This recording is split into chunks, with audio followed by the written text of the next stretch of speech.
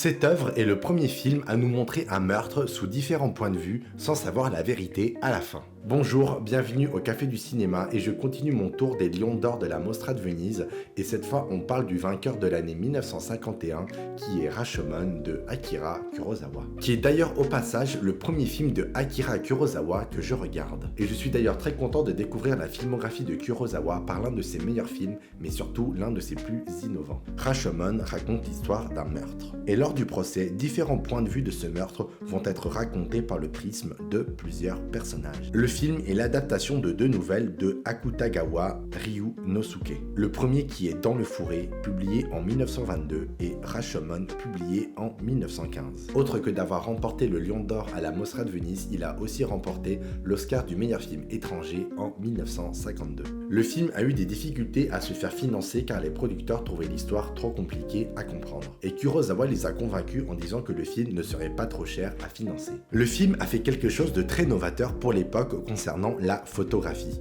En effet, Kurosawa voulait que la lumière du soleil filtre à travers les feuilles dans la forêt, ce qui était très complexe pour l'époque. Alors le chef opérateur de Kurosawa, Kazuo Miyagama, a utilisé des miroirs pour réfléchir la lumière naturelle et ont réussi à créer le rendu voulu. D'ailleurs, ces techniques inspireraient une quantité de directeurs photos par la suite. Le film a d'ailleurs pu bénéficier d'un remake en 1964 par Paul Newman nommé L'Outrage. Kurosawa nous fait poser la question de qu'est-ce que la vérité ? Et comment nous, simples humains, peuvent décider de ce qui est la vérité ou pas ?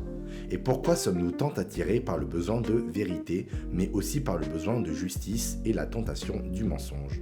Sur comment juger des faits objectivement quand tout témoignage est par essence subjectif, et comment trouver la vérité si celle-ci ne peut échapper à la variation des points de vue. C'est aussi un film sur l'égoïsme des humains et de pourquoi l'être humain est de par nature égoïste et comment retrouver l'espoir dans un monde peuplé d'êtres humains égoïstes. Et pour finir, ce film a été tellement innovant qu'il a créé un procédé narratif qui s'appelle l'effet Rashomon, qui est désigné comme un concept scénaristique décrivant un événement interprété de façon différente par de multiples points de vue sans pour autant avoir un dévoilement de la vérité à la fin. Voilà, c'est sur ce concept scénaristique que je vous invite à découvrir Rashomon de Akira Kurosawa. Pour ma part, je vous souhaite une bonne journée et j'espère vous revoir bientôt au Café du Cinéma.